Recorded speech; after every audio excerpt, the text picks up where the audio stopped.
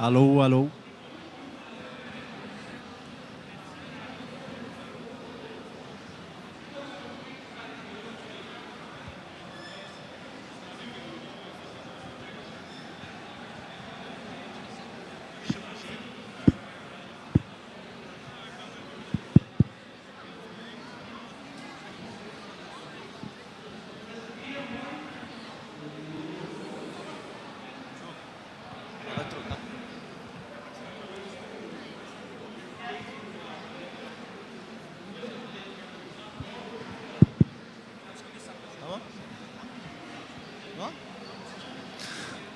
Olá, todo mundo. Deixa eu até levantar, que tem poucas pessoas, é mais fácil de conversar. Tudo bom com vocês? Eu sou o Pedro Falcão, não sei quem estava aqui antes. Eu sou editor do site Red Bull Games. Sim, Red Bull, aquele do energético, das asas.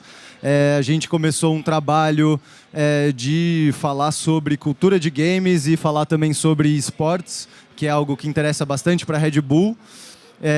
E não fui convidado para conversar sobre esportes e sobre a rotina de um e-atleta, né? Que eu acho engraçado essa palavra, né? Tipo, qualquer coisa que é eletrônica, basta botar um E e um atleta que funciona.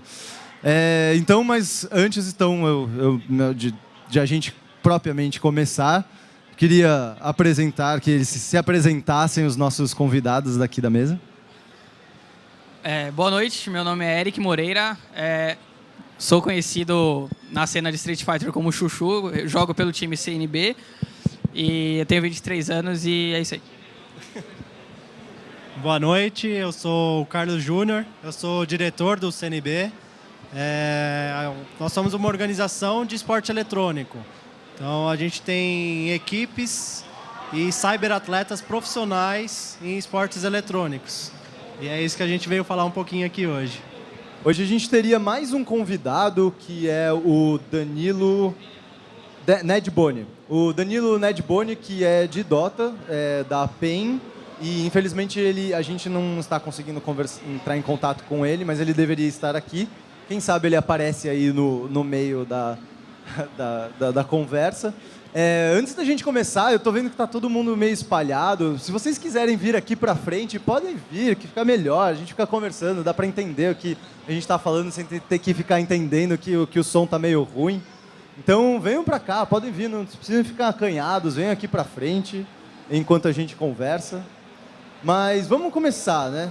A ideia é a gente falar sobre rotina de um atleta que joga videogame. Primeiro eu queria, antes de tudo, eu acho que começar por essa coisa, essa ideia do atleta que joga videogame. Como vocês são recebidos, de certa forma, com essa ideia de ser atleta? Você já sofreu algum preconceito de outros atletas que fazem esportes físicos, por exemplo? Existe uma diferenciação de tratamento para vocês quando vocês vão falar com patrocinador e esse tipo de coisa? Eu diretamente eu nunca sofri nada desse gênero, porque até eu não me intitulo muito assim um e-atleta, eu só falo que eu jogo campeonato competitivamente representando um time que é a CNB. Então, pelo menos de outro atleta, assim, eu nunca sofri nenhum preconceito. É mais de quem não conhece, que fica falando besteirinha assim, mas nada muito sério, não. Tipo, então você realmente escuta aquela coisa, mas você trabalha jogando videogame? Isso até como jornalista eu já recebo bastante. Você recebe, as pessoas ficam impressionadas com isso? Sim, bastante. E, bom, a gente realmente estamos aqui para falar sobre a rotina. Vamos falar um pouco sobre a sua história, Chuchu. Quando você começou? Quando você percebeu que poderia jogar Street Fighter profissionalmente? Street Fighter eu jogo desde criança, acho que como todo mundo que já jogou. Mas quando eu comecei a jogar pelo time da CNB, vai fazer 4 anos, eu já jogava competitivamente outros campeonatos de outros jogos, assim, faz uns 7 ou 8 anos que eu jogo. E quando eu comecei a jogar, eu nem fazia ideia de que tinha times que patrocinavam jogadores e tal. Quando eles me chamaram para fazer parte do time, eu fiquei bem impressionado. Claro que eu aceitei de cara, assim, mas eu já jogava há bastante tempo. Mas eu realmente não sabia que tinha time, e assim que eles me chamaram, eu já falei, nossa, isso existe, tá? Vamos tentar, vamos entrar e vamos ver como é que é. Foi super legal. E qual foi sua grande surpresa quando você percebeu que existia esse cenário? Você percebeu que tinha uma chance de entrar nele? Como foi isso? Assim, você achava que com as suas habilidades que você tinha, você já poderia, por exemplo, disputar profissionalmente? Então, como eu disse, eu não sabia, então eu só ia para campeonato mesmo porque eu gosto de competir, eu sou competitivo desde criança. E quando eles me chamaram para o time, eu estava participando numa qualificatória aqui no Brasil que ia levar para um campeonato na França, para o campeonato mundial. Então, nossa, vou tentar um campeonato que eu possa ir para a França disputar com os melhores. Então, eu ganhei minha qualificatória, aí foi na hora que eles me chamaram. Aí foi aquilo, né? Eu falei, nossa, vou jogar campeonato com tudo pago, eles vão me dar videogame, equipamento, passagem, tudo. Tipo um sonho, assim, tá ligado? Quantos anos você tinha? Boa pergunta. Acho que eu tinha 17 ou 18, não lembro direito. Porque isso é uma coisa engraçada, e o Júnior também pode falar, que tradicionalmente esses atletas de esportes são muito, muito jovens, né? Tanto de League of Legends, quanto de Dota, quanto de Street Fighter. Você mesmo, Chuchu, quantos anos você tem hoje? 23. 23. Então, são super jovens, né? É difícil lidar, botar essa ideia da profissionalização na cabeça de um moleque que está jogando videogame vidrado ali? No começo foi mais difícil. Até um pouquinho para contar a história de como surgiu o CNB. Então, o CNB existe desde 2001. O CNB existe desde 2001. E começou, o meu irmão jogava muito, que está ali, e ele participava de campeonatos de Counter-Strike. Ele começou a se envolver nesse cenário do Counter-Strike. E na época era aquela febre das LAN houses, e todo mundo queria ir para a LAN house e jogar com o seu time. Só que como ele era muito novo, então eu tinha que acompanhar ele. Eu era o irmão mais velho, minha mãe falava, não, você tem que ir lá acompanhar ele. E a gente ficou nesse hobby. Isso se transformou no hobby dos irmãos, e a gente ficou por muito tempo nisso. A gente ficou 8 anos como o hobby dos irmãos. Ir para a LAN house, eu ficava torcendo por ele pelos campeonatos, ele representava o time, que era o CNB, e até que em 2009 eu já era... Só uma curiosidade, de onde é CNB? Oi? O que é CNB? CNB é Canibais. Canibais. Hoje nem é usado mais, hoje todo mundo só conhece como CNB. E em 2009 eu percebi, eu já tinha me formado em administração, e aí eu virei para o meu irmão e falei, vamos transformar isso num negócio. A gente percebia que tinha uma grande quantidade de jovens que o sonho deles era era ganhar dinheiro para jogar videogame. Daí a gente pensou, se tem esse sonho, a gente tem uma oportunidade de negócio. Então assim a gente se baseou a estrutura negócio do CNB. E foi assim que a gente começou. Em 2009 foi o ano que a gente contratou o Chuchu. É o nosso jogador mais antigo em atividade. Atividade, né? Desde 2009, caramba. Quanto a... É difícil realmente lidar com os jovens. A gente teve uma série de problemas de idas e vindas e tal.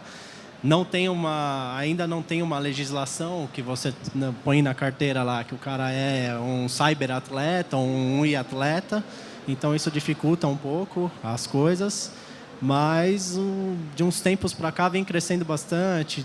Tá tendo um profissionalismo bem legal em volta disso, que é o nosso caso, que a gente tem um centro de treinamento, tem uma equipe de League of Legends que participa de uma liga que tem campeonato tem jogo todo final de semana. Então é bem legal. Entendi. E, bom, já que você estava falando do treinamento, você é que organiza os treinamentos de todos os times, ou até do Chuchu, por exemplo? Não. Aí a gente tem para a equipe de League of Legends em especial, a gente tem uma comissão técnica. A gente tem um treinador, a gente tem um grupo de psicólogos que acompanham eles, tem nutricionista, eles têm todo um acompanhamento que um atleta normal de uma atividade física tem. Então, realmente, a gente busca o alto rendimento deles como jogadores, né? Para montar essa grade de treinamento, digamos, você pesquisou, você foi atrás de ver como outros atletas trabalham? Como foi essa pesquisa? Foi muito baseada no que a gente tem no esporte, principalmente no atletismo. Então, fazer atividade física faz parte, por exemplo, da nossa ativação. O que a gente percebeu é que o atleta de alto rendimento, ele tem que fazer também exercícios de raciocínio. Então, a gente só tem que fazer o inverso. A gente tem que fazer atividade física para se ativar, para poder fazer o exercício bruto nosso, que é o raciocínio. E enquanto um atleta de esporte físico, ele faz um pequeno período de ativação mental para depois ele fazer atividade física. Então, a gente só teve que inverter isso, mas a rotina é bem parecida com de um atleta de alto rendimento, de atletismo. Então, como funciona isso? Como vocês dividem isso?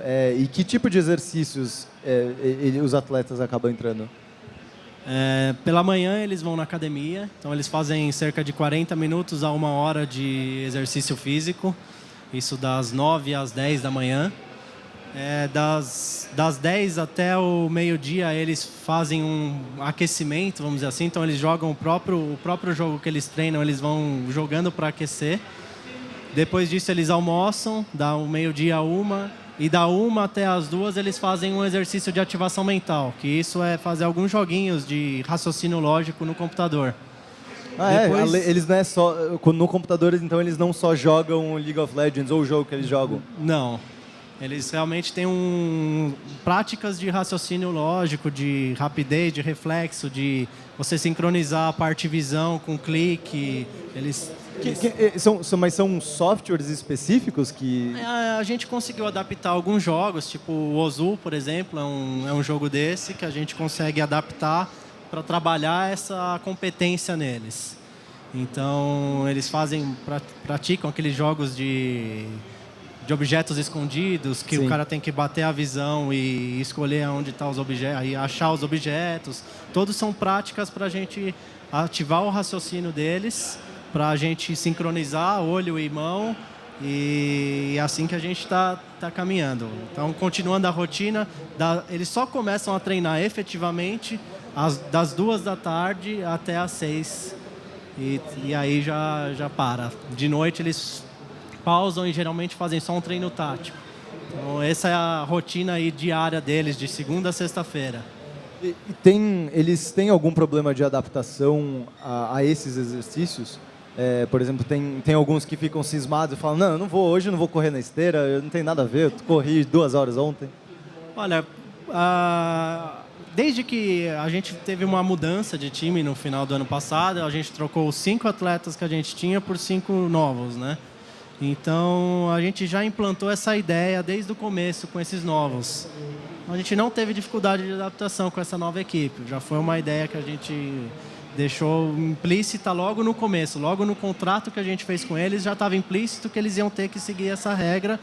E o que eu prometi para eles, eu falei, se vocês seguirem do jeito que a gente está falando, eu prometo que eu vou tornar vocês campeões. Eu prometo que eu vou fazer vocês atletas de alto rendimento, de verdade, e não só jogadores de computador. E aí, esse é o nosso pensamento para o CNB. Bom, e Chuchu, conta um pouco da sua rotina. Você acorda e faz o quê? Ultimamente eu ando meio preguiçoso, eu acordo meio tarde, daí eu tomo café.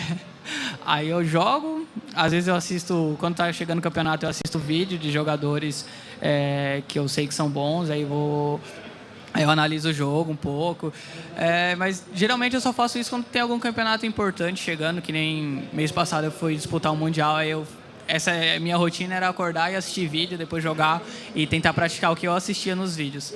Mas a partir de segunda-feira agora eu vou começar uma rotina séria, que eu já passei com o psicólogo hoje da CNB, e eu vou começar a fazer uma rotina mais ou menos do que eles fazem lá na War Room deles.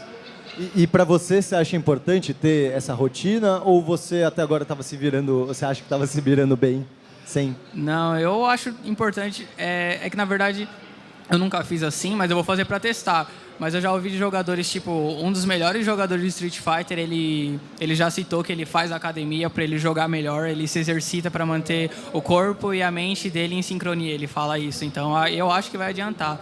E como eu nunca fiz, eu acho que é uma boa oportunidade para testar. Entendi.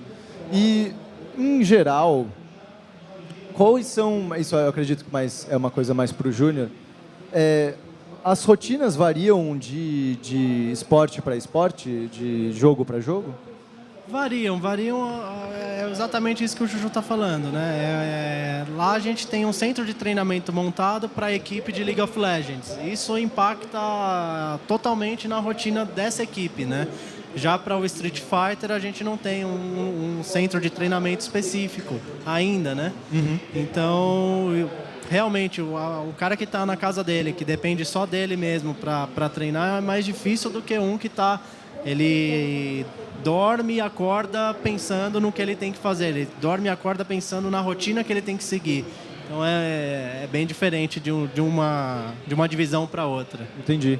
Bom, eu já ouvi de jogador de StarCraft que eles têm uma rotina horrível de dorme um pouco e acorda, às vezes, de madrugada para jogar. Isso, principalmente coreanos. Eles têm muito esse costume de acordar no meio da noite e ir treinar. E tem longas e longas horas, às vezes eles passam 10 horas jogando mesmo, e as mesmas repetições, as mesmas estratégias e tudo. Qual que você acredita então que é o mais pesado de todos esses jogos, ou de todos os atletas que vocês têm na CNB? Qual que é o que passa por uma rotina mais rigorosa mesmo? Hoje em dia é o League of Legends. Claro que no cenário de StarCraft da Coreia, eu acho que nada é mais pesado do que isso. Nada, porque o cenário chegou num nível tão alto que o que não faz isso não tem a menor chance. Então, por isso que eles fazem, né? Agora, para a nossa realidade aqui do Brasil, hoje em dia, quem tem a rotina mais regrada e mais pesada é a do League of Legends. Inclusive, eu até conversei com o Alok, que está agora no Bigodes, sobre justamente isso. E ele fala que existe esse problema dos jogadores, de ter muita troca de jogador e de ter muito problema de entrosamento mesmo dentro da equipe e tudo mais. Como vocês lidam especificamente com isso, com essa dinâmica da equipe? Porque isso é uma coisa que, por exemplo, o Chuchu não tem que lidar, né? Como vocês lidam com a parte que não é um treinamento em específico, mas essa parte de socialização, que eu acredito que seja tão importante quanto puxar ferro, né? Tem razão, é muito importante mesmo. Para isso a gente tem o grupo de psicólogos, então o mínimo atrito que já gera, que uma equipe normalmente gera, a gente já identifica isso, passa isso para o grupo de psicólogos para eles corrigirem. Então aí eles vêm com ações de intervenção para fazer essa socialização. Então, um exemplo disso, todas as quartas-feiras de noite tem uma integração entre um time. Eles fazem alguma coisa que não é jogar League of Legends, que não é ficar dentro do centro de treinamento, eles vão passear no shopping, eles vão jantar juntos, alguma coisa que eles façam de integração entre a equipe e fora League of Legends, que gere uma relação próxima e respeitosa entre a equipe. Então, essa é uma das atividades que a gente faz de socialização. E também, isso já vale para o Chuchu, eu acredito que, e como o Chuchu mesmo já estava falando, que é importante estudar estratégias e estudar os outros adversários para saber os jogos que estão sendo jogados e as estratégias que estão sendo usadas. Como vocês trabalham isso na equipe de vocês? Esse papel é bem desempenhado pelo nosso treinador. A gente tem uma pessoa específica para assistir replays e jogos dos adversários e de cenários fora do Brasil. Ele pega isso, faz um levantamento e passa isso para a equipe. Então a gente trabalha em cima do que o nosso adversário vai fazer e pega exemplos do que está acontecendo fora do Brasil para servir de resposta ao adversário. Mas a gente tem uma pessoa específica para fazer isso. E você, Chuchu, como você acaba se preparando estrategicamente, assim? YouTube. Vejo muito vídeo no YouTube. Tento assistir ao vivo os campeonatos que eles jogam também. Aí tem toda aquela coisa de Street Fighter tem frame data, você tem que estudar, tem que decorar uma coisa ou outra. Aí eu também costumo conversar muito com... Tem jogadores muito fortes aqui no Brasil, que eles estudam o jogo profundamente, assim. E eu costumo conversar muito com eles, porque tem coisa que eu não reparo, que eles reparam. Eles me ajudam bastante também. E é isso, eu vou assistindo o vídeo e conversando com os players que jogam também. Entendi. Quem que normalmente você trabalha aqui no Brasil para trocar essa ideia? Olha, principalmente o Keoma. É um cara lá do Rio Grande do Sul, ele é considerado o melhor jogador de Street Fighter do Brasil.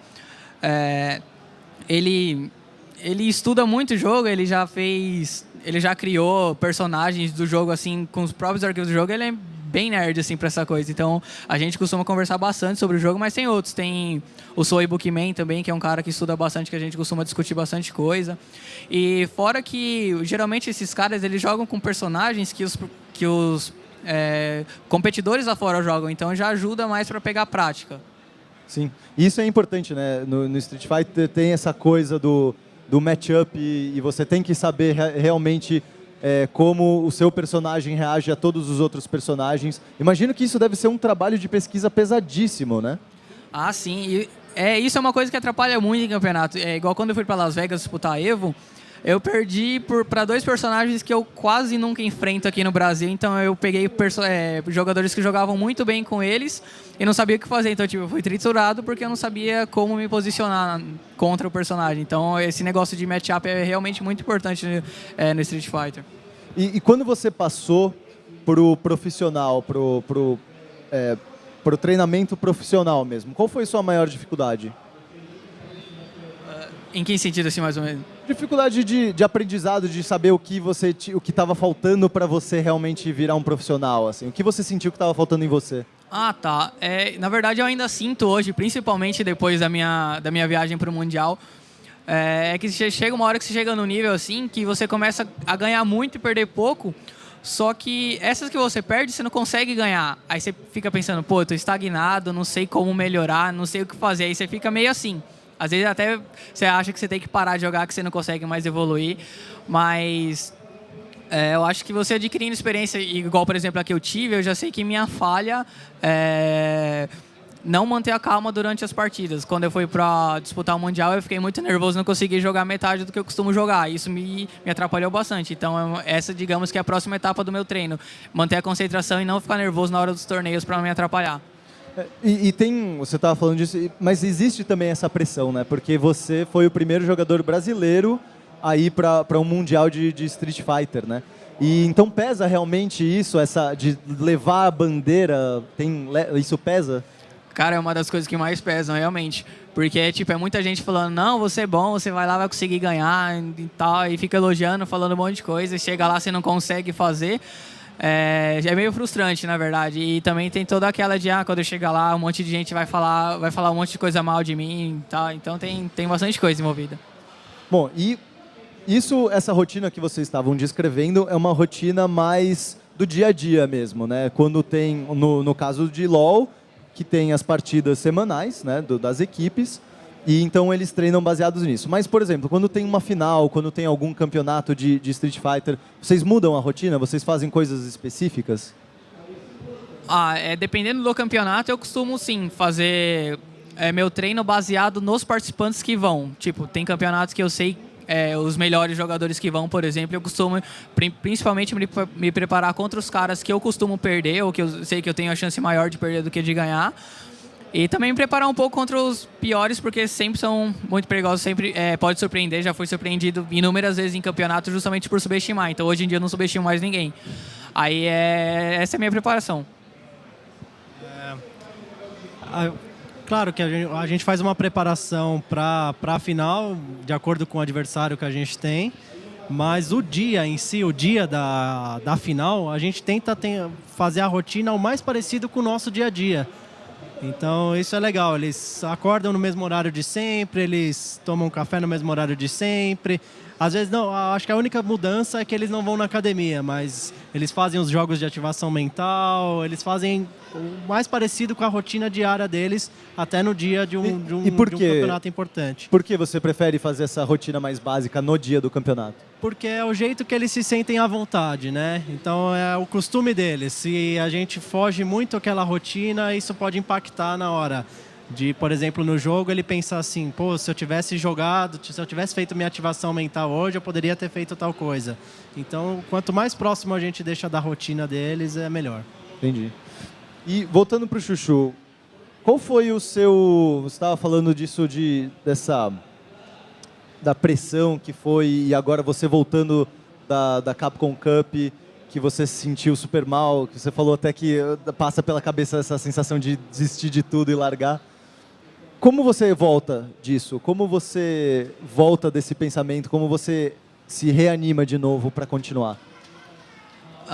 Bom, quando eu voltei, eu ainda jogava, eu não cheguei a pensar em desistir assim, mas eu fiquei bem desanimado, porque fui para um campeonato super da hora, estrutura animal, assim, aí os campeonatos aqui no Brasil são bem inferiores, então você já fica, pô, sair de um campeonato lá, vou jogar esse campeonato meio meh aqui no Brasil, aí já dá uma desanimada também.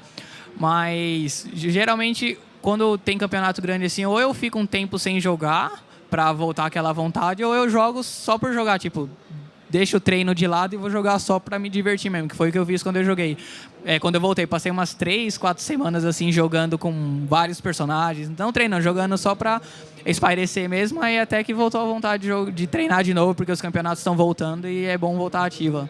Entendi. E na equipe de LoL também, como vocês trabalham a derrota, né? Porque a derrota é tão importante quanto a vitória, né? Exatamente. A gente sempre tenta trabalhar o aprendizado, né? Quando a gente implantou o conceito de ser um atleta de alto rendimento, eles têm que se superar primeiro. Então essa é a ideia. Quando perde, você trabalha mais para você se superar. Mesmo que você não tenha superado ainda o adversário, você tem que se superar, você tem que estar melhor. Então essa é a ideia de volta. É assim que a gente consegue resgatar o pique para voltar. Você tem que se superar, você tem que se superar e assim vai. E quando vocês começaram a montar a CNB, obviamente em 2009, não era quase as pessoas não conheciam o que era esporte, o que era, como funciona, como é o ecossistema. Hoje a gente vê que ele cresceu muito, é uma coisa já gigante. Passa, sabe, na Fátima Bernardes, passa na Ana Maria Braga. Então já tá, as pessoas saem na capa do Estadão, sabe? Então já é uma coisa mais conhecida, então imagina que as pessoas sabem lidar melhor. Mas como foi no começo vocês montando essa estrutura? Como foi montar, digamos, o procedimento mesmo do que é o esporte no Brasil? Foi um trabalho bem difícil, né? Porque patrocinadores geralmente eram pessoas mais velhas que não estavam inseridas no mundo dos games, vamos dizer assim. Então já tinha a barreira de falar que a gente tinha uma empresa de videogame, vamos dizer. O pessoal já encarava isso como brincadeira e não como um negócio, né? Como uma empresa. Então a gente realmente o começo do CNB foi difícil, foi mais lento para depois começar a engrenar, né? Acho que o grande start que deu foi quando veio realmente o League of Legends, que daí teve uma exposição muito maior em mídias tradicionais e agora sim as pessoas conseguem entender que existe um atleta que está se preparando, que ele mora num centro de treinamento e que a vida dele é aquilo, ele ganha dinheiro para fazer aquilo. Então, ele tem uma projeção de carreira com aquilo. Hoje é muito mais simples. O começo foi realmente muito difícil de implantar essa ideia na cabeça das pessoas. Isso para você também, Chuchu, a partir do momento que você começou a ganhar, digamos, um salário e você perceber que era aquilo que você estava fazendo, você estava recebendo pela aquela atividade, você mudou alguma coisa na sua cabeça em relação a videogame em geral, assim, da forma como você joga? Hoje você joga de uma maneira diretamente mais técnica ou você às vezes ainda senta e relaxa e, não, beleza, eu consigo jogar esse jogo só relaxando, por exemplo? Não, com o peso do time assim nas costas, eu levo muito mais a sério do que eu levava antes. Eu sempre joguei campeonato, mas depois que eu entrei na CNB, eu sempre tentei levar mais a sério. Inclusive as derrotas também, claro, não pode sempre desanimar por causa disso. Mas realmente, um dos motivos de eu ficar nervoso é por representar o time também, que tem todo um peso nas costas.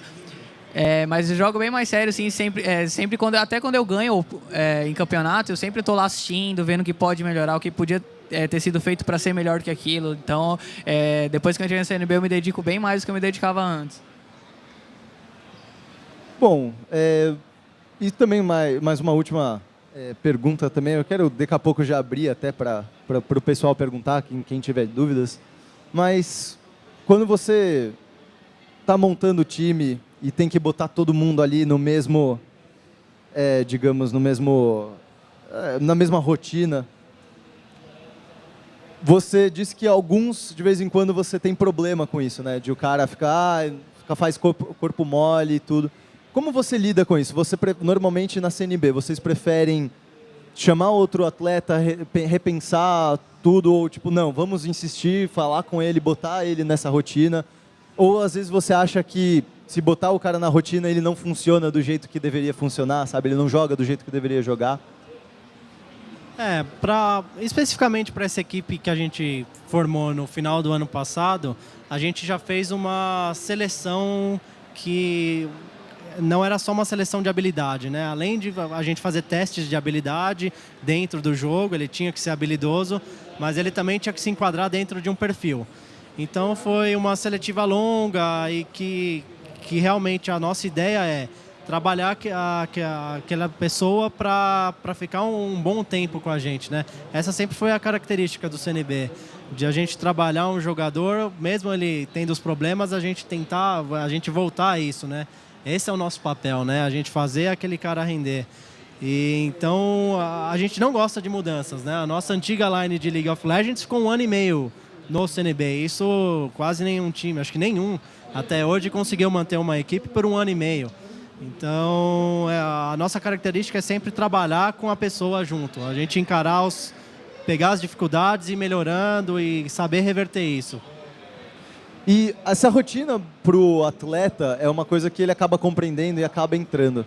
Mas eu fico imaginando como as pessoas, as famílias e amigos dos atletas reagem a isso. Quando você, sabe, os seus pais, quando você fala para eles que você acorda, liga o videogame e treina 4, 5 horas, como eles reagiram isso no começo, como eles reagem hoje? E o que eu não sei se eles ainda encrencam com isso, mas se eles não encrencam, quando que mudou isso? Quando que eles perceberam que não, isso daqui é sério, isso daqui é a carreira do meu filho, como isso mudou? Da parte dos meus pais eu não tive, acho que quase nenhuma interferência, porque digamos que eu sempre fui um bom menino, eu sempre fiz minha parte, então tipo, eu sempre tirei notas boas, sempre estudei, sempre trabalhei, então não teve aquela parte de você vai abandonar tudo para fazer isso, você não pode. Eu nunca precisei largar o que eu costumo fazer para jogar Street Fighter nem nada, então interferência dos meus pais quase zero. Mas eles sempre apoiaram muito também, mas é aquilo, né? Eles sempre falavam, primeiro as obrigações, depois você joga. Eu acho que eles não levam tão a sério até hoje, mas eles não são contra, então eles nunca me proíbem de fazer nada. E acho que a parte que mais impressiona assim, é quando eu falo que vou viajar para outro país, para outro estado, assim, para jogar, com tudo pago, então eles ficam bem orgulhosos, digamos assim. E em relação aos jogadores de League of Legends, como é lidar com os pais deles, né? Ainda mais que no caso de League of Legends, eles realmente são tirados da casa deles e eles vivem nesse centro de treinamento, né? É uma outra tipo de pressão, outro tipo de convívio. Como é a reação normalmente dos pais? É bem interessante isso. A gente até fez uma websérie de 5 episódios para falar sobre isso. Então, como a gente trouxe um jogador de cada estado, praticamente, cada estado do país, a gente traz para a Gaming House, traz para São Paulo, né? Então, acaba que a gente fez uma websérie que foi filmada perguntando dos pais o que eles achavam disso, né? Do filho tá vindo para São Paulo para ser um jogador profissional de League of Legends. É bem interessante, está no nosso canal do YouTube. Mas, em geral, alguns, no nosso caso, alguns apoiam muito e outros foram muito contra. São contra até eles verem o primeiro evento, até eles verem o dinheiro que isso já gera, até eles verem a quantidade de fãs que os filhos têm, o quanto eles são reconhecidos, o quanto eles são amados, o quanto isso é bom não só profissionalmente, mas como pessoa, o quanto o filho cresce.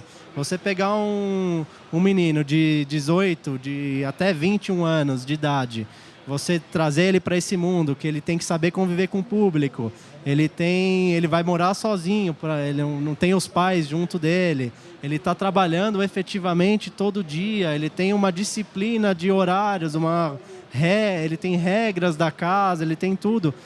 Realmente transforma uma pessoa.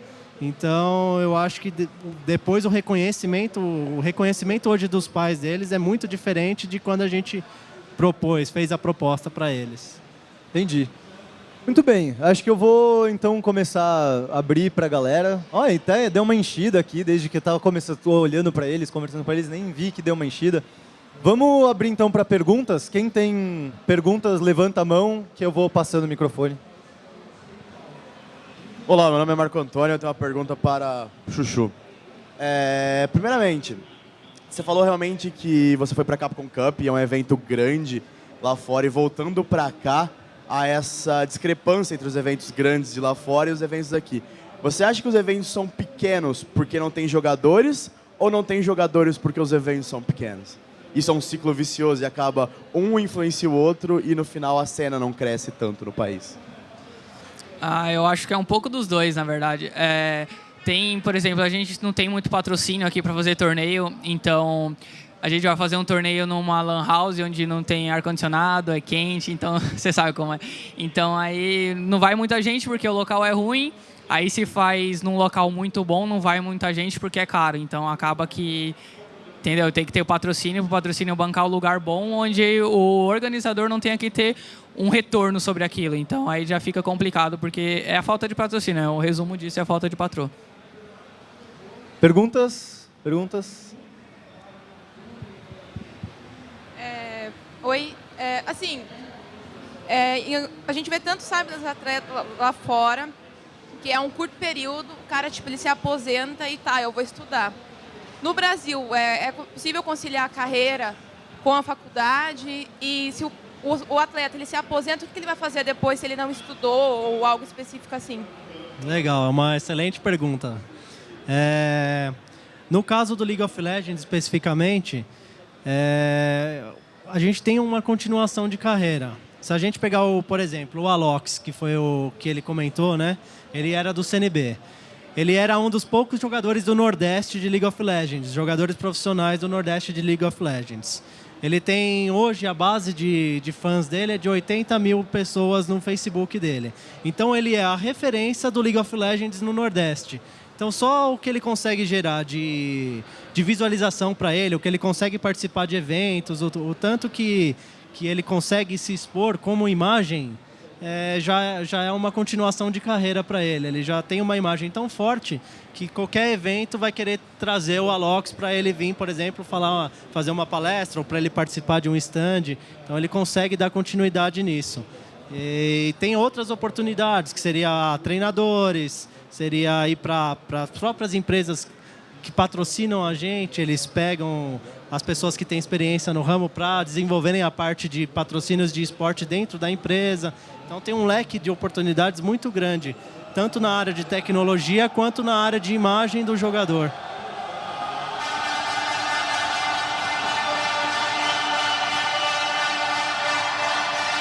Calma que tá difícil de falar. Mas e em relação a conciliar, por exemplo, porque muitos desses moleques estão em idade para entrar em faculdade, né? Como conciliar justamente estudos ou trabalho, às vezes, com essa rotina? No caso do League of Legends, eles não conseguem. Eles realmente é igual um jogador de futebol. Ele dedica a vida dele para aquilo, pelo período que ele determinar, né? Alguns deles já têm a idade, que já estão terminando a faculdade, então acabam terminando, mas realmente eles costumam parar de jogar para depois continuar os estudos. Eles trancam a faculdade, ou quem é muito novo ainda nem começa, dá esse prazo para eles conseguirem jogar para depois começarem. Assim como qualquer jogador de qualquer esporte. Perguntas?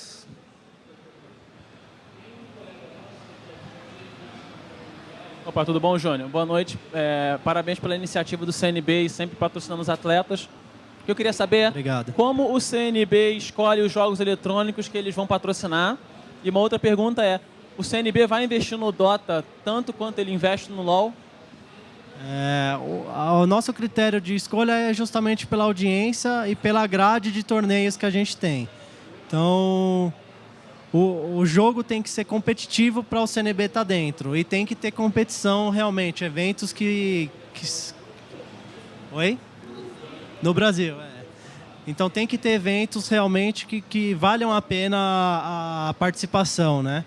No caso do Dota, a gente é um jogo grande que tem bastante audiência, mas a gente não tem uma grade definida de campeonatos que vão ter todos os campeonatos com datas definidas, então é muito difícil para trabalhar o patrocinador em cima disso.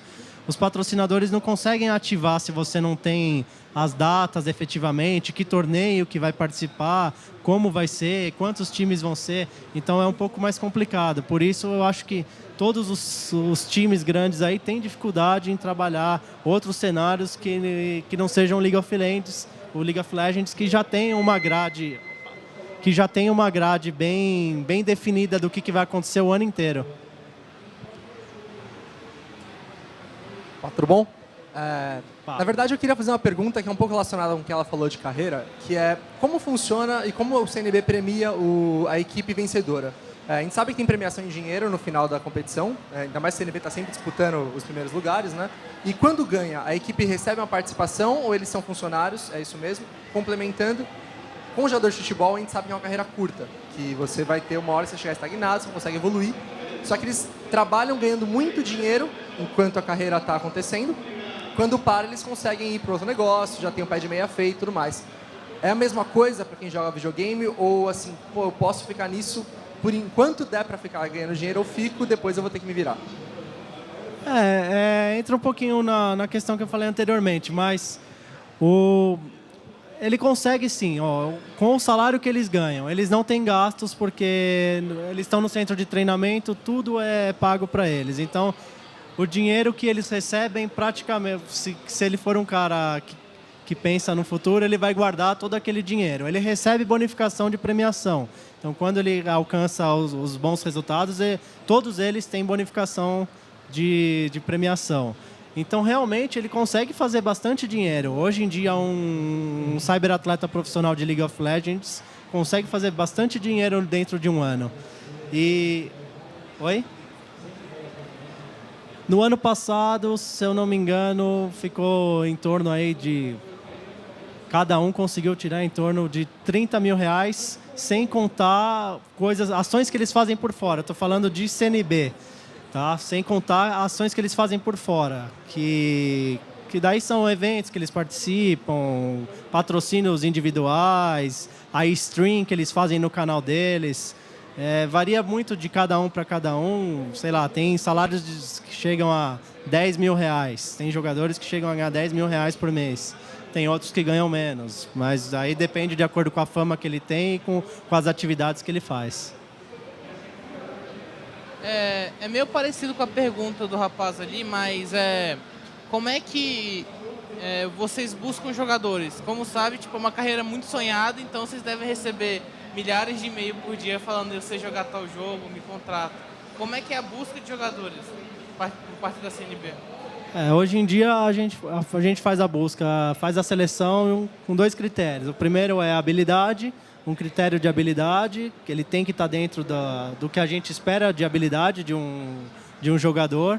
E o outro critério é perfil da empresa. Então a gente faz questionários e ele tem que se enquadrar. Igual quando você vai fazer uma entrevista num emprego normal, ele tem que se enquadrar dentro do perfil da nossa empresa.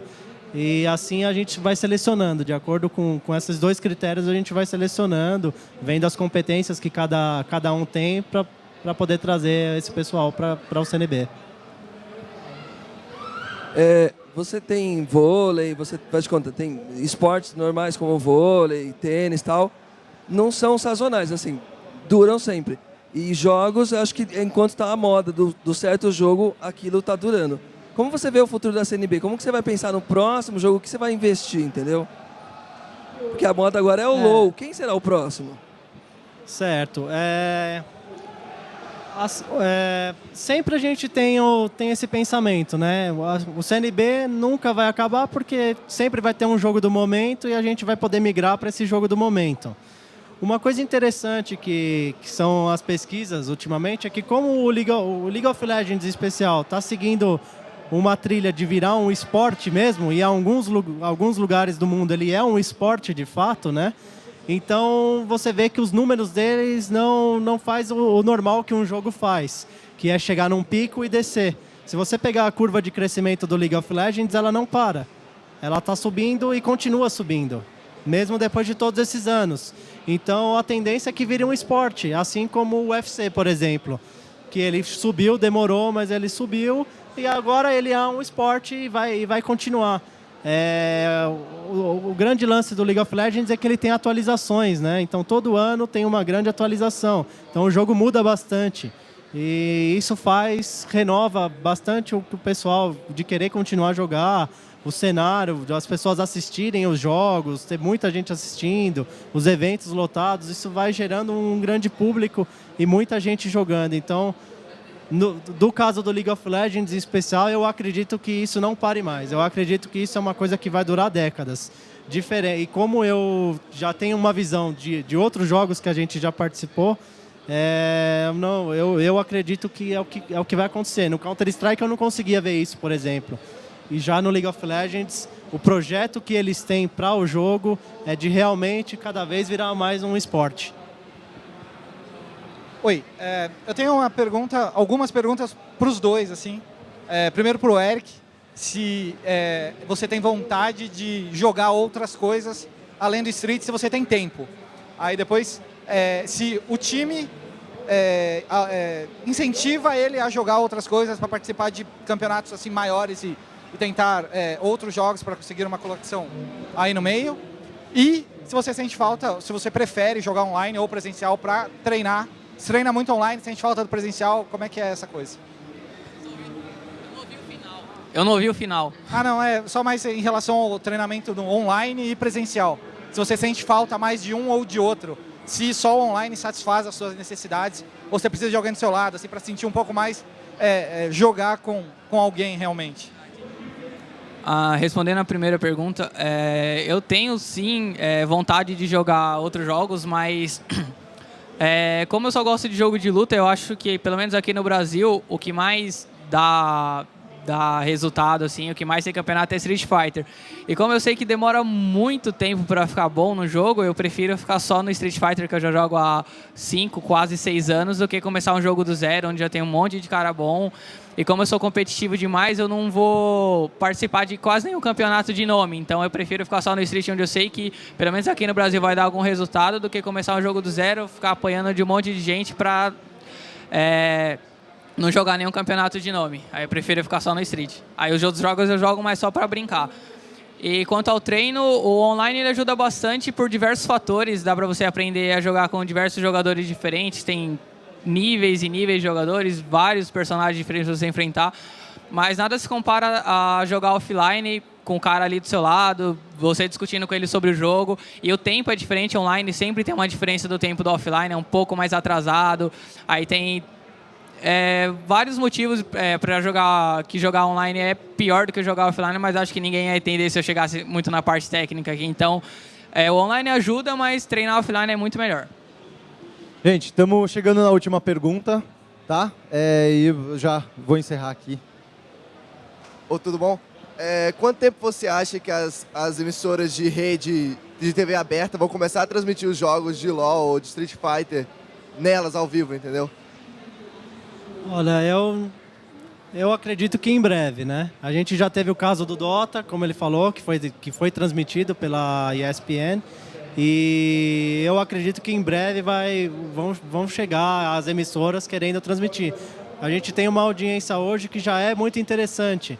Se a gente fosse contabilizar em pontos de audiência, seriam 2, 3 pontos de audiência numa partida de League of Legends.